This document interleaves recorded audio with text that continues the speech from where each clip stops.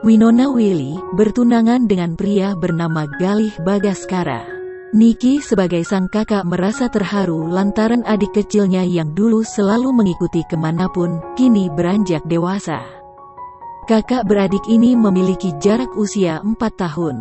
Nikita tahun ini berusia 27 tahun sedangkan sang adik tahun ini berusia 24 tahun.